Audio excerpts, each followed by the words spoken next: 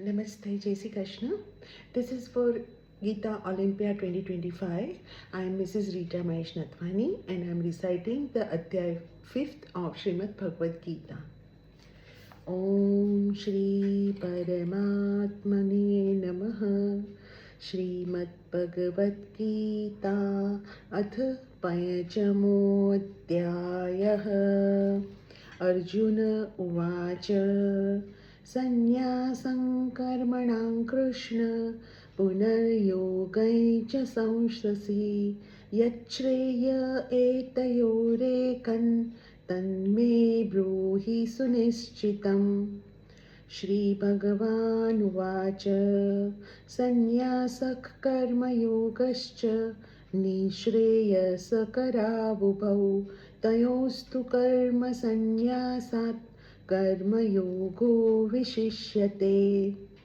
Gneyassa Nitya Sannyasi Yo na dvesti na kankshati Nirdvandvo hi mahabaho Sukham bandhat pramuchyate. Sankhya yogo pruthak balap Pravadanti na panditaha Ekamapyasthitas samyak Ubayor vindate phalam. Yat sankhya prapyate sthanan Tadyogairapi gamyate. Ekam sankhya cha yogai cha Yah pashyati sa pashyati. Sannyasasastu mahabaho Dukkhamaptu mayogatah. Yogayukto munirbrahma Nachirena digacchati. Yogayukto vishuddhatma Vijitatma jitendriyah. Sarvabhutatma bhutatma Kurvannapi na lipyate. Naiva kinchit karomiti Yukto manyeta tattvavit. Pashyai shrunvan sprushai jigran Nashnam gachan swapai swasan. Pralayapan visrujan grunan Nunmishan nimishannapi Indriyanindriyartheshu Vartanta iti dharayan. Brahmanyadhyaya karmani Sangam tyaktva karoti yah Lipyate na sa papena Padmapatramivambhasa. Kayena manasa buddhya Kevalairindiyairapi Yoginah karma kurvanti Sangam tyaktvatma shuddhaye. Yukta karma phalam tyaktva Shantimapnoti naistikim. Ayukta kamakarena Phale sakto nibadhyate. Sarvakarmani manasa Sannyasyasте sukham vashi. Navadvare pure dehi Naiva kurvanna karayan. Na kartrutvam na karmani Lokasya srujati prabhuhu. Na karma phala sanyogam Svabhavastu pravartate. Na datte kasyachit papan Na chaiva sukrutam vibhuhu. Agnanena vrutai jnanam Tena muhyanti jantavah. Gnanena tu tadajnanam Yeshan nashitamatmanah.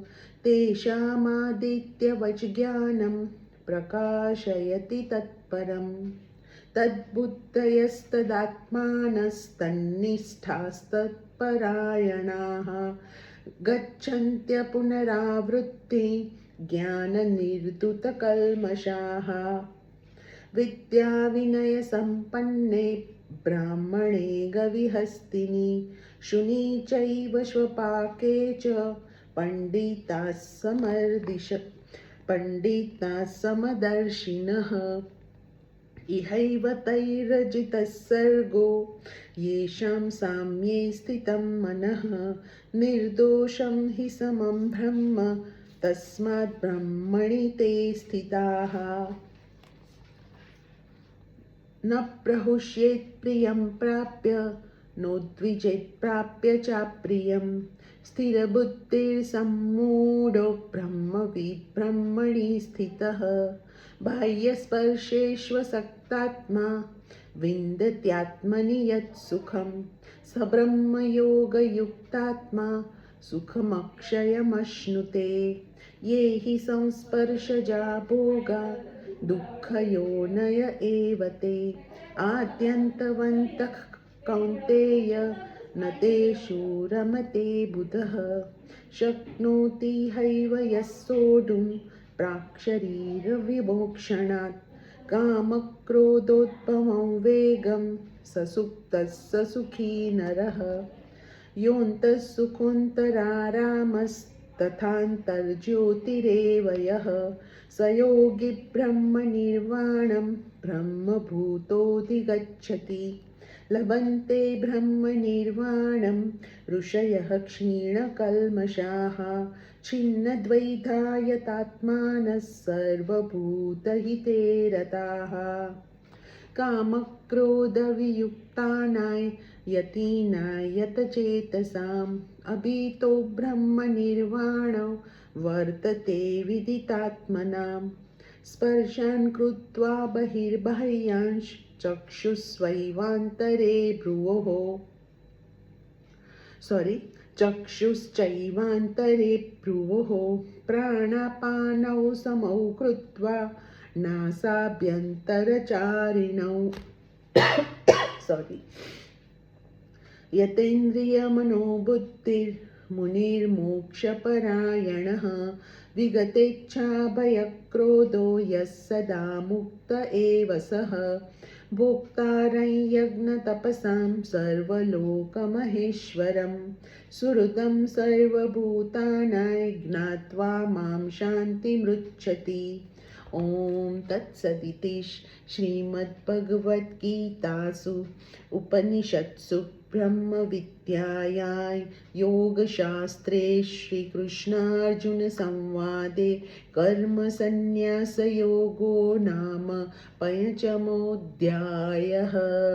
ॐ श्रीकृष्णार्पणमस्तु। जय श्री कृष्ण।